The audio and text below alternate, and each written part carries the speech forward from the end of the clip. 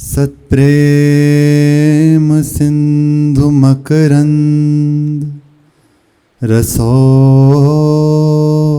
धारा सारा नजस्रमभितः श्रवदाश्रितेषु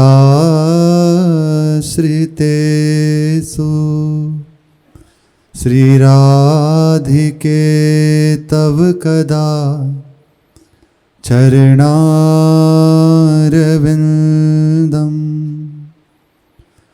गोविंद जीवन धनम शिरसा वहामि गोविंद जीवन धनम शिरसा वहामि। राधा राधा राधा राधा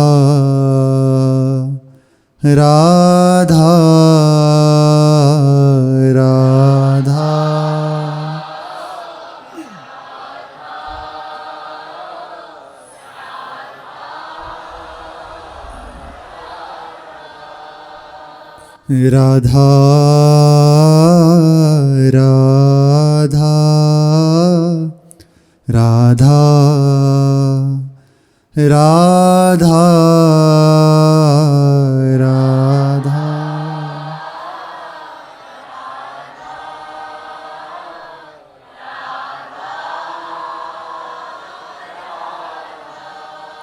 श्री राधा राधा राधा राधा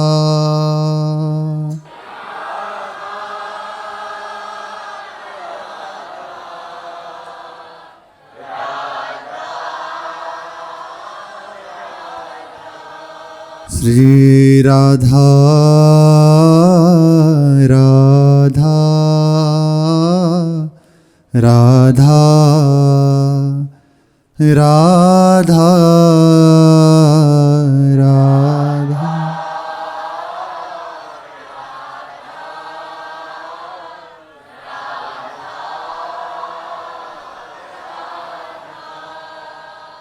श्री राधा वल्लभ लाल की। श्री वृंदावन धाम, वृंदावन धाम के आराध्य श्री श्यामा श्याम, समस्त सहचरी वृंद, समस्त रसिक परिकर, खग मृग पशु पक्षी, धाम का समस्त वैभव, इनकी अपार कृपा हमारे ऊपर है, प्रतिपल है।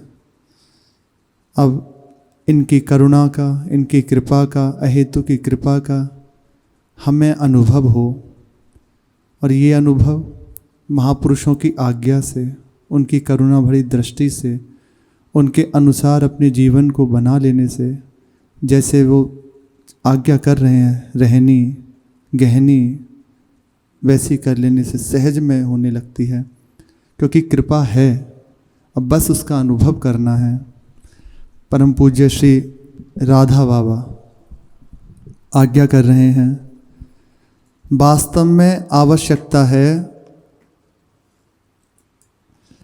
शास्त्र पर, महापुरुषों के वचनों पर पूर्ण श्रद्धा कर लेने की, और कोई आवश्यकता नहीं है। केवल आप बिना किसी तर्क वितर्क के, बिना किसी भी अपने मनोभाव को लगाए, सहज रूप से जो शास्त्रजन, महापुरुषजन आज्ञा कर रहे हैं उसको स्वीकार कर लें। दो प्रकार के उपासक होते हैं। एक तो सहज भाव जो सुनी, उसको सुनने के बाद स्वीकार कर लिया और चल दिए, एक तो वो। और दूसरे होते हैं कि सुना, उसके बाद उसे अपनी बुद्धि की धरा से तोला, और जब तक उसको पच नहीं गया या समझ में नहीं आ गया तब तक उसको स्वीकार नहीं किया। पर ऐसे उपासक कोई बिरला, हजारों में से कोई एक ही संभल पाता है, नहीं तो अपराध के कारण गिर जाते हैं, क्योंकि उनको अपनी बुद्धि का बल है, सहज बात को स्वीकार नहीं कर पा रहे। अगर जैसे बात सत्संग में सुना, जो भी प्रसंग महापुरुषों की आज्ञा, उसको स्वीकार कर लिया और बढ़ गए आप, तो आपको कहीं कोई प्रश्न नहीं, आप बढ़ जाएंगे बिना किसी प्रयास के, बिना किसी परेशानी के। और जहाँ सत्संग में सुना, फिर उसको तोला कि ऐसा कैसे हो सकता है, ऐसे से ऐसा, उसको काट छांट करी, तो अब आपको उसमें परीक्षा देनी पड़ेगी। और जब तक उस परीक्षा से आप नहीं निकलेंगे, जब तक आप बुद्धि से नहीं हटेंगे, क्योंकि भगवत मार्ग केवल कृपा का है। चाहे ज्ञान मार्ग को ले लो तो गुरु कृपा, और इस मार्ग को ले लो तो गुरु रूप में हरि ही हैं, उनकी कृपा केवल अबोध बन के चला जाता है। यहाँ बुद्धि का विषय नहीं रहता, सहज भाव से स्वीकार कर लिया और आगे बढ़ गए। श्रद्धा का सीधा स्वरूप है, शास्त्रजन महापुरुषजन जो कह रहे हैं सहज भाव से स्वीकार कर लिया और बस, उसमें कोई भी क्यों में ना करी, तो वस्तु का अनुभव होने में विलंब नहीं रहता। फिर कोई कार्य शेष रहता ही नहीं, यदि ऐसी श्रद्धा है। इसको कहते हैं सात्विक की श्रद्धा। एक इससे ऊपर श्रद्धा होती है जिसमें ये भी नहीं होता कि हम इनकी आज्ञा पालन कर रहे हैं, हमें आज्ञा हो रही है, इससे कुछ प्राप्त होगा। उस श्रद्धा में केवल इतना होता है कि इन्होंने हमें आज्ञा कर दी, यही हमारे बड़े भाग्य हैं। उस आज्ञा से क्या होगा, उस श्रद्धा से क्या होगा, उनको ये मतलब नहीं है, ये आगे की बात है। पर शुरुआत में ये सब श्रद्धा की परम आवश्यकता है। ये कह रहे हैं कि जैसे कह दिया जाए, गुरु जी ने कहा इतना भजन कीजिए, इतना नाम जप कीजिए, ऐसी रहनी से रहिए। अब उसमें कोई विचार नहीं कि ऐसा करने से क्या सारे सद्गुण हृदय में आ जाएंगे, क्या भगवत प्राप्ति हो जाएगी, ये क्या क्यों म्यों। पर जब तक ये है ना, तब तक उड़ते रहोगे। बिल्कुल सहज भाव से, बार बार इसीलिए कहते हैं सहज भाव से स्वीकार कर लो जो भी आज्ञा हो रही है। अपना हृदय शीतल, मन बुद्धि की उच्छृंखलता समाप्त। बहुत ये उपासना में चलने वाले केवल उपासक जानता है उसकी दशा। सुन लिया हमने और उस बात को केवल जो उपासना में चल रहा है वो जानता है। जहाँ जरा सी चूक हुई तत्काल हृदय क्लेश से युक्त हो जाता है। अच्छा, इस मार्ग की केवल प्रभु के सिवा आपका कोई नहीं है। बहुत ये सावधानी की बात है। हम संग ढूंढते हैं, हम आश्रय ढूंढते हैं, कोई हमारा सहयोग कर दे। आप जिसका सहयोग लोगे वो आपको गिरा देगा। हरि गुरु के आश्रय को छोड़ के जहाँ जिसकी ओर दृष्टि से देखोगे उसकी दृष्टि यही होगी, बस गिरा दो। प्रभु ही हैं, क्योंकि प्रभु आपको अब दूसरिया कर होने नहीं देंगे। प्रभु के हैं ना, तो केवल प्रभु के रूप में, उसी रूप में जिसमें प्रिया प्रीतम रूप से स्वीकार किया है ना, उसी रूप से स्वीकार करना है। दूसरा अन्यथा नहीं, दूसरे रूप को नहीं। जहाँ दूसरे रूप में कहोगे ये मेरा है, ये मेरा सहयोग करता है, या तो आपकी तरफ से हृदय की ऐसी दशा कर दी जाएगी कि चिल्ला के कहना पड़ेगा आपके सिवा कोई नहीं, और या फिर उधर से ऐसी प्रतिकूलता दी जाएगी तो चिल्ला के कहना पड़ेगा नहीं मेरा कोई नहीं। एकमात्र उपासक का प्रभु के सिवा दूसरा कोई नहीं। जहाँ दूसरा स्वीकार कर लिया, आप देख लेना आपके भाव में अंतर पड़ गया, आप अपनी उपासना से गिर गए। चलने वाले को पता नहीं, उसको पता है जो चल रहा है। अब बिना इसके अनुभव नहीं, इसीलिए हम रह जाते हैं। सब कुछ सौभाग्य प्राप्त होने पे भी हमारा आश्रय दृढ़ ना होने के कारण हम यहाँ गिर जाते हैं। ये बात हम समझ नहीं पाते कहाँ मेरी चूक हो रही है। हम आश्रय नहीं छोड़ पाते। स्वभाव है ना पकड़ने का, कुछ ना कुछ पकड़े रहते हैं। अरे पकड़ना तो ऐसे समर्थ हो पकड़ लो। जासु कृपा सब भ्रम मिट जाए, और जासु कृपा नहीं कृपा अघाती। ऐसी कृपा में प्रभु की अपार करुणा में एक बार बस स्वीकार कर लिया। अब चूक बस हमारी ओर से ही है। निश्चित एक बार स्वीकार कर लिया तो आदि अंत तक निर्वाह करने वाले प्रभु हैं। एक बार बस जिसने कह दिया मैं आपका हूँ, एक बार हृदय से पुकार लिया, एक बार कह दिया मेरा, एक बार उनने अपना लिया जिसको, उसको फिर छोड़ते नहीं। तो बाबा कह रहे हैं बस आप श्रद्धा पूर्वक जो आज्ञा हो रही है उसमें लग जाइए। शेष समस्त जो भी करना है सब प्रभु कर देंगे। तुम्हें कुछ नहीं करना, तुम्हें तो बस लग जाना है। आप कहोगे कि लग तो हम रहे, फिर प्रभु क्या करेंगे? आपको दिख रहा है कि आपको लगाया जा रहा है, जिस समय ये अहंकार शून्यता पूर्ण रूप में प्रभु के चरणों में समर्पण होगा ना, तब दिखाई देगा कि प्रति क्षण उठा के ऐसे चलाया गया, केवल जैसे तिनके को बहाया जाता है, वायु बहा ले जाती है ना अपने प्रभाव में, ऐसे बस उठा के लिए जा रहा है केवल प्रभु। यदि प्रभु ना होते कब के कहाँ बह जाते। आज भी जहाँ प्रभु से दृष्टि अलग हटती है तो किस जगह खड़े हैं हम खुद आश्चर्यचकित हो जाते हैं। ऐसी व्यवस्था तत्काल फिर प्रभु संभालते हैं, क्योंकि वो देखते हैं कि देखो तुम हो कहाँ, तुम हो क्या। इसलिए अहंकार मत करो, अपने आप को संभाल के मेरे भरोसे करके आगे। मम भरोस ये हरस न दूसरे की ओर नहीं, प्रभु के स्पष्ट है कह रहे हैं मेरा भरोसा यदि रख लिया। यहाँ बहुत सूक्ष्म बात यह है कि जहाँ तुम अन्य का भरोसा लोगे वो सत्य नहीं है। अपना भी तुम जो बल रख रहे हो वो झूठ है। कितना? थोड़ा सा, जब तक शरीर स्वस्थ तब तक ही तो, उसके बाद प्रभु अनंत हैं, असीम हैं, अपार हैं, कोई पार नहीं पा सकता उनका। इसलिए पूर्ण रूपेण उनका भरोसा, उनका आश्रय। तो सारा कार्य प्रभु स्वयं करते हैं। सारी त्रुटि भगवान की कृपा से सहज रूप से दूर हो सकती है। उनकी कृपा भी सब पर है, केवल उस कृपा का ही आश्रय करके सब पर कृपा है। केवल उसका अनुभव जो उनकी कृपा के आश्रित हो गया ना, महापुरुषों की आज्ञा में जिसने जीवन लगा दिया वही कर सकता है। बाबा कह रहे हैं सब पर कृपा है, पर उनकी कृपा का अनुभव उनके आश्रय से ही कर सकते हो। अंधकार अवश्य ही दूर हो जाएगा, बस आप बढ़ते चले जाएंगे, निश्चित दूर हो जाएगा। उपासना में, उपासक के जीवन में जो जो परेशानी आती है ना, वो केवल उपासक जानता है, ये दूसरा नहीं जानता उस बात को। वो देखता रहता है अपने हृदय की दशा कहाँ। महाराज जी आज और कल सुबह सत्संग में कह रहे थे, केवल जहाँ त्रुटि हुई है वहाँ देखा गया कि हम कहीं थे। वो हम हमारे लिए कह रहे हैं वो तो, लेकिन प्रतिपल प्रभु ऐसा दुलार करते हुए संभाला है कि बता नहीं सकते आपको। यदि प्रभु ना संभालते तो कहाँ होते, तो हम भी नहीं कहते। एक बार एक जगह कह रहे थे कि यदि प्रभु करुणा ना करें तो निश्चित कोई पार नहीं हो सकता। जबकि महाराज जी तो प्रकट रूप में दोनों मार्ग का अनुभव करके हमारे सामने दिखा रहे हैं। वो लीला ही है उनकी, एक रूप से इसको कर रहे हैं, भक्ति मार्ग का एक रूप से ज्ञान का मार्ग, दोनों ही उन्हीं का वैभव है। वो अपने से अपने आप में खेल रहे हैं। श्री एक रसिकाचार्यों ने पद लिखा है, गुरुन की कृपा गुरुन को जस, श्री गुरु करें सो होई ना काहू को बस। कौन है गुरुदेव? कुंज भवन में बैठक राखें, कुंज भवन में केली। स्वयं खेल रहे हैं, देख रहे हैं और अपने आप से यहाँ खिला रहे हैं, खेल रहे हैं, देख रहे हैं उसको। ये गुरुदेव हैं। हमारे लिए वो मूर्तिमान होके ऐसी लीला करके दिखा रहे हैं, भक्ति का आचरण करके दिखा रहे हैं, स्वयं सब कुछ करके दिखा रहे हैं।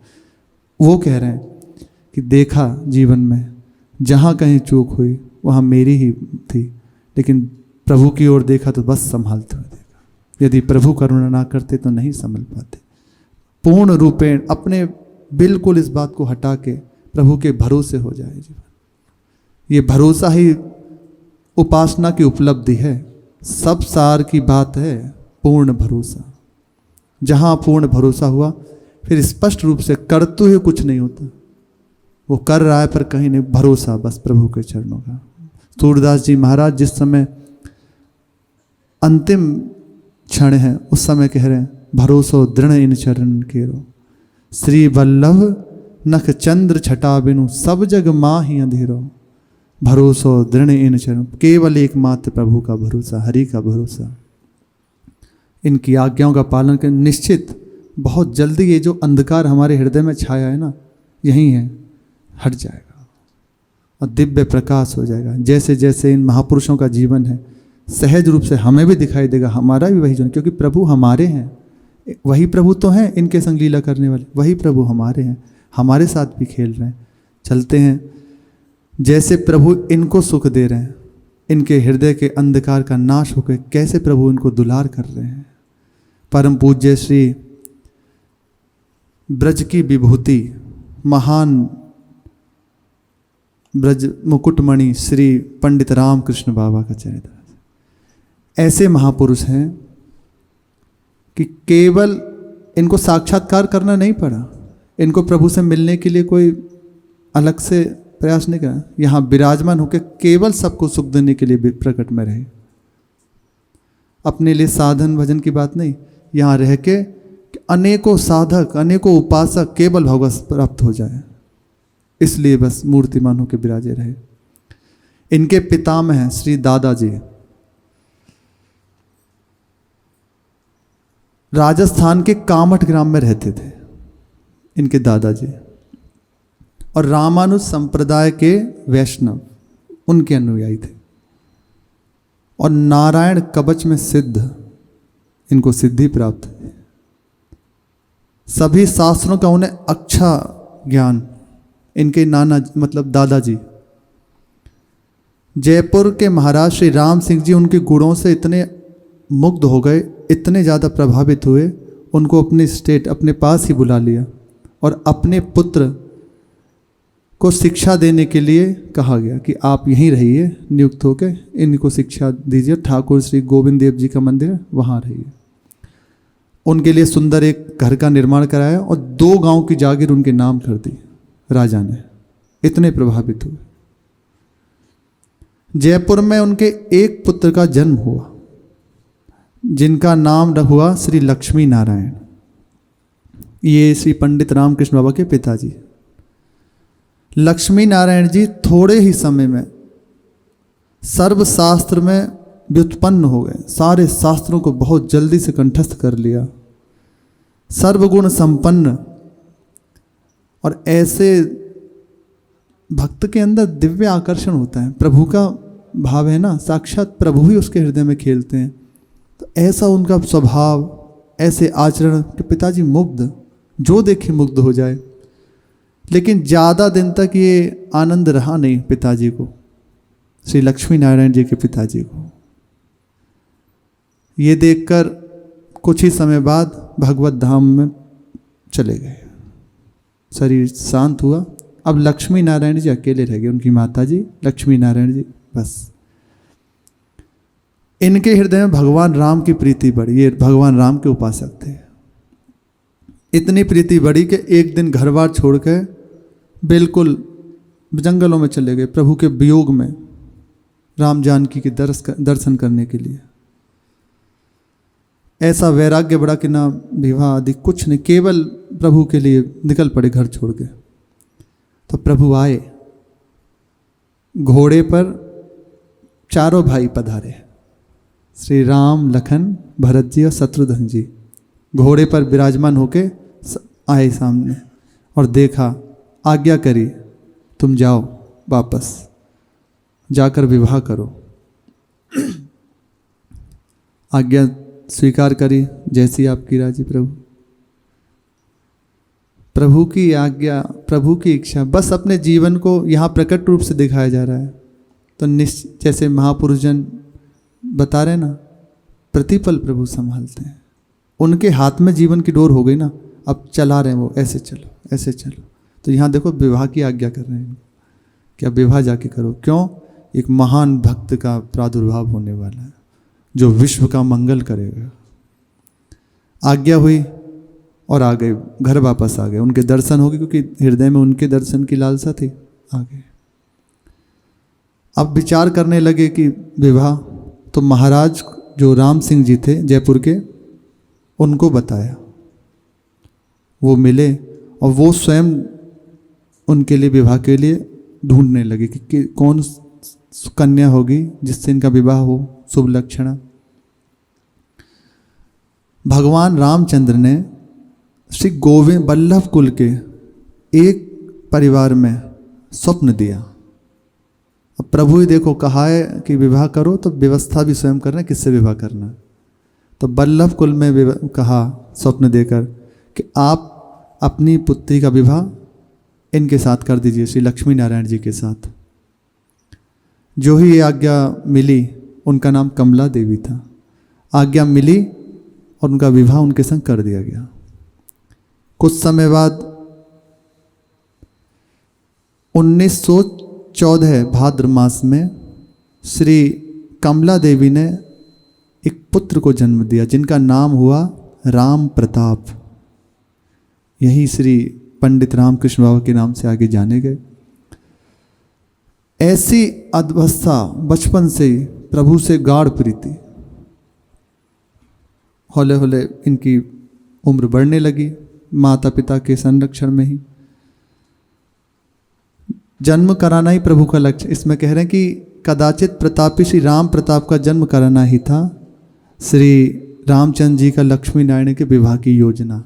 इसीलिए आज्ञा करी, क्योंकि वो वैरागी होकर वन को चले गए भगवत दर्शन के लिए। और प्रभु ने दर्शन देके कहा तुम जाओ और जाके विवाह कीजिए, ताकि ऐसे महापुरुष का प्रादुर्भाव हो सके। महान भक्त के यहाँ ही किसी भक्त का जन्म होता है। अब वो निरंतर अपने भजन में वापस, क्योंकि जो प्रभु ने आज्ञा की वो हो गई, अब अपने भजन में भावाविष्ट हर समय रहते। रामचंद्र के मनोभीष्ट की पूर्ति के पश्चात एक दिन श्री लक्ष्मी नारायण जी नित्य कृत्य के समय ध्यान कर रहे, नित्य अपना संध्या उपासना आदि करना और बस ध्यान कर रहे थे। ऐसी तन्मयता बढ़ी कि ध्यान में ही समाधि लग गई और वो समाधि सदा के लिए लग गई। बस बैठे बैठे प्रभु के पास सस ऐसे ही चले गए, प्राण चले गए, शरीर बस विराजमान, चिर समाधि हो गई। ये महापुरुषों की दिखाई देती है। ये साधारण जन्म में नहीं होती। केवल भजन करना, उपासना करना, उपासना में बैठे बैठे शरीर को बस और चले गए भगवत धाम। ऐसे ही प्रभु के भजन का प्रताप है। पंडित बाबा की अवस्था बढ़ने लगी। 3, 4, 5 वर्ष की अवस्था में अब ये खेलते बचपन में तो गोविंद देव जी के प्रांगण में ही खेलते, क्योंकि वहीं घर था, वहीं की जागीर, इनके नाम थी पिताजी और दादा के नाम। तो इनके संग के जो बालक थे खेलने वाले वो थे गोस्वामी जी के पुत्र श्री कृष्णचंद्र और श्री राधाचंद्र, दोनों का नाम लिया। दोनों उनके पुत्र और इनके साथ खेलते। आयु बस 4 या 5 वर्ष रही। जयपुर के गोविंद देव जी के मंदिर के प्रांगण में वह नित्य खेलने के लिए जाया करते। खेलने में साथ ही श्री किशोरी मोहन उस समय गोस्वामी जी थे वहाँ, उनके पुत्र श्री कृष्णचंद्र और रामचंद्र। अब खेलते तो हैं, अब गोविंद जी सामने हैं, प्रांगण में ही खेल रहे हैं। तो खेलते खेलते उनकी दृष्टि तो जाती और कह सोचते कि ये भी गोस्वामी जी के पुत्र हैं, ठाकुर जी को देख के। अब उन्हें नहीं पता कि ये साक्षात प्रभु विराजमान है, पर उनके हृदय में ऐसे एकदम निश्चल भाव, ये तो गोस्वामी जी के पुत्र हैं। जैसे ये कृष्णचंद और श्री राधाचंद हमारे संग खेलते हैं, तो ये भी इनके पुत्र हैं। लेकिन इनको बहुत प्यार करते हैं श्री गोसाई जी, इसलिए सुंदर सुंदर सजा के रखते हैं, वस्त्राभूषण से धारण कराए और विराजमान रखते हैं। इसको पास में नहीं आने देते, बहुत ज़्यादा प्यार करते हैं। और बस ऐसे दृष्टि से देखते थे, खेलते खेलते ही बस ऐसी दृष्टि उनकी रहती। प्रभु की भी दृष्टि उनके ऊपर, क्योंकि साक्षात प्रभु हैं। और कंचे खेलते हो, गोली कंचे संग में बच्चों के साथ, 2-3 बालक छोटे और स्वयं श्री राम जी, ये पंडित बाबा वहाँ खेलते। कभी कभी ऐसे कंचे दिखाते, आ जाओ खेल लो पास में। प्रभु भी देखते रहते। ये चलता रहा कुछ समय तक। एक समय की बात है, श्री कृष्णचंद जी और श्री राधाचंद जी खेलने नहीं आए। ये प्रभु का बनाया हुआ संयोग, वो भी नहीं पधारे खेलने दोनों जन। और गोसाई जी भी मंदिर में सेवा कर रहे थे, तो सोचने लगे श्री राम प्रताप जी आज कोई नहीं पधारा खेलने, तो करूं क्या। तो सामने ऐसे कंचे लेके गोविंद जी के खड़े हो गए और एक टक बहुत देर तक देखते रहे और ऐसे कंचे दिखाने लगे, आ जाओ खेलते हैं, बहुत आनंद आएगा। और बस कह के वो कहते रहे, पर वो सुनी नहीं उनने। प्रभु हैं, जब तक थोड़ा सा मनावना ना करा लें मानते नहीं। ऐसे सुनी नहीं और बैठ गए आके, खुद खेल रहे हैं और बार बार एक कंचा दिखाते हैं, देख दूर से ऐसे उठाते हैं, खुद अकेले खेल रहे हैं और ऐसे दृष्टि करके ऐसे दिखाते हैं। ठाकुर जी के हृदय में आया कि चलो चलते हैं खेलने। बहुत देर हो गई, ये बड़ा देर से बुला रहा है, अब जाएं। तो व्यवस्था करी कि दरवाजे पे दरबान है, गोसाई जी भी हैं, तो जाऊं कैसे, और सेवक भी है यहाँ। तो दरबान के पेट खराब हो गया तुरंत, और दरवाज़ा बंद करके वो तत्काल जो बड़ा फाटक था उसे बंद करके चला गया। गोसाई जी को किसी सेवा से याद आ गई और वो चले गए, और जो संघ में सेवक थे वो भी किसी कार्य से चला गया। अब केवल श्री राम प्रताप जी और ठाकुर श्री गोविंद देव जी सामने विराजे। प्रभु के सामने बस ऐसे खेलते हुए कंचा दिखाया। अब रहा नहीं गया, प्रभु उठे और उनके आगे स्वर्ण की ये गोली रखी थी खेलने के लिए, प्रभु के लिए उठाई और मंदिर से आ गए सामने खेलने। बहुत देर तक खेलते रहे। अब उनकी कंचे की गोली, उनकी स्वर्ण की गोलियां आपस में खेल के साक्षात प्रभु खेल रहे हैं। कैसा दिव्य आनंद। अब समय हो गया आने का प्रभु उनके, गोसाई जी के और दरबान का, क्योंकि कुछ समय के लिए अवधि प्रभु ने दी उनको सुख पहुंचाने के लिए। जो ही दरबान आया तो ठाकुर जी भागे अपने मंदिर की ओर, और संग में उनकी कंचे की गोली भी ले गए। अब वो चिल्लाने लगे, अरे मेरी गोली तो दे जा। दूर से चिल्ला रहे हैं जोर जोर से। ये सुन के गोसाई जी दौड़े आए कि क्या हो गया। ठाकुर जी अंदर जाके बैठ गए और हाथ में कंचे, उनके हाथ में उनका है कंचा एक। दरबान ने आकर पकड़ा और वो भी भागते हुए जा रहे उनके पीछे पीछे। तो वहीं रोक दिया उनके जो सेवक थे उनने, नहीं नहीं आगे नहीं जाना, गर्भगृह में प्रवेश नहीं करना। वहाँ रोक के अब वो रोने लगे कि मेरी गोली ले दो, ये गोली लेके भाग गया है मेरी। उनने कि ठीक है अभी हम देखते हैं, उनको सांत्वना दी। और अंदर जाके गोसाई जी ने देखा कि श्री ठाकुर जी की स्वर्ण की गोलियों के संग एक कंचा भी रखा हुआ है, वो कांच का उनका खेलने वाला। अति आनंदित हो गए और जाके कहा, बड़े भाग्य हैं तुम्हारे, प्रभु तुमसे रीझ गए। ये बचपन में ही केवल सहज भाव से प्रभु को पुकारा, आगे प्रभु खेलने। एक बार प्रभु के संग जो ही ये संबंध जुड़ता है, एक बार प्रभु नेत्रों के सामने आ जाए, फिर ऐसा नहीं कि कभी आए थे, निरंतर लीला शुरू हो जाती। अब नित्य उनके संग खेलना प्रारंभ हो गया, नित्य खेल। श्री सूरदास जी महाराज प्रभु के स्वभाव के लिए कह रहे हैं कि हमारे ठाकुर कैसे हैं। गोविंद प्रीति सबनी की मानत। हमारे श्री गोविंद जी, हमारे श्री लाल बिहारी सबकी प्रीति स्वीकार कर लेते हैं। हमारे हृदय में प्रीति नहीं, इस कारण से हम उनसे नहीं मिल पाते, नहीं उनको समझ पाते। कैसा भी कोई कह दे प्रभु मैं आपको, मान लिया, झूठे को कह दिया मान लिया।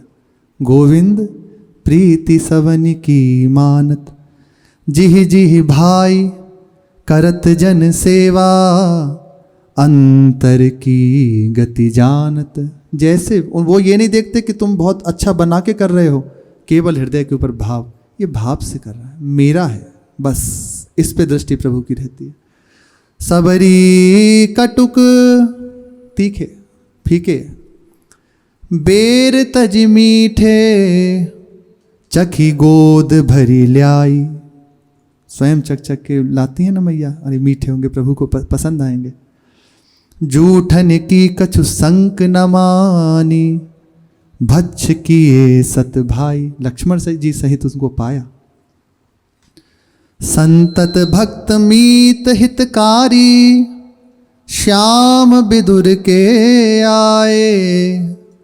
प्रेम बिकल अति आनंद उर भरी, कदली छिलका खाए। प्रेम से द्रवित होके, उनको होश नहीं है कि वो पवा रही हैं, क्या पवा रही हैं, गूदा गूदा ऐसे छिलका छील रहे हैं, गूदा फेंक देती हैं और छिलका हाथ में देती हैं, और प्रभु पाते जा रहे हैं और कह रहे हैं बड़े स्वादिष्ट हैं, बड़ा स्वाद आ रहा है इनमें। कौरव काज चले ऋषि सापन, दुर्वासा ऋषि पधारे ना, उनको देखने के लिए उनके भय से स्वयं प्रभु पधार रहे हैं। कौरज काज चले ऋषि सापन, साक पत्र सु अघाए। एक साक के पत्र से संपूर्ण विश्व को तृप्त कर दिया। इतना हो गया कि अब सामर्थ्य नहीं है, हम श्राप नहीं दे पाएंगे, अपराध लगेगा, भक्त हैं हम। श्री युधिष्ठिर जी भाग चलो, भाग गए सब 60,000 शिष्य दुर्वासा जी के साथ, सब चले गए वापस, कोई दिखा ही नहीं वहाँ। सूरदास करुणा निधान प्रभु, जुग जुग भक्त बढ़ाए। अपने भक्तों की महिमा स्वयं बढ़ाते हैं। गोविंद प्रीति सवनी की मान, जिस भाव से जिसने स्वीकार कर लिया, जैसे कह दिया प्रभु मैं आपका हूँ, वैसे उसके संग खेलने लग जाते हैं, वैसे उसको प्यार करते हैं। ऐसे ही निरंतर एक बार स्वीकार कर लेना, अब बस आ गया ये मेरा है, और प्रतिपल उनको दुलार करते हुए आगे बढ़ा। श्री राम प्रताप जी छोटे हैं तो पतंग उड़ा रहे थे। अब पतंग गई कट उड़ाते हुए, खेल हम नित्य खेल खेल रहे हैं ठाकुर जी के साथ, तो पतंग कट के गिर गई। और पतंग तो कट गई, अब बस बिकल बाल भाव में वहीं जमीन पे लेट के रोने लगे, बहुत जोर जोर से रोए। रुदन सुन के प्रभु दौड़ते हुए सामने से आ गए, हाथ में पतंग और बहुत सारी वो खींचने के लिए डोर ये दोनों लेके दौड़ते हुए आ रहे हैं, और कहा लो लो लो चुप हो जाओ, रोते क्यों, मैं हूं ना तुम्हारे साथ, ऐसे। और वो लेके जब घर आए तो मैया ने समझा, जो उनकी माता थी, कि कहीं ये ऐसा तो नहीं गोविंद जी के मंदिर से वो जो दान पेटी उसमें से पैसे लेके ले आया हो, तो बहुत डांटा। उनने बताया कि नहीं ऐसा नहीं किया। बोले अब तुम वहाँ खेलने नहीं जाओगे, और फिर रोक दिया खेलने के लिए। तब प्रभु ने तो एक बार स्वीकार कर लिया ना, एक बार फिर दूर नहीं होते। तो यहाँ उनको प्रकट रूप में रोक दिया कि अब आप वापस नहीं जाओगे, और कुछ पढ़ने के लिए आज्ञा की गई। क्या पढ़ाई शुरू हुई, शेष चर्चा आगे। श्री राधा वल्लभ लाल की जय।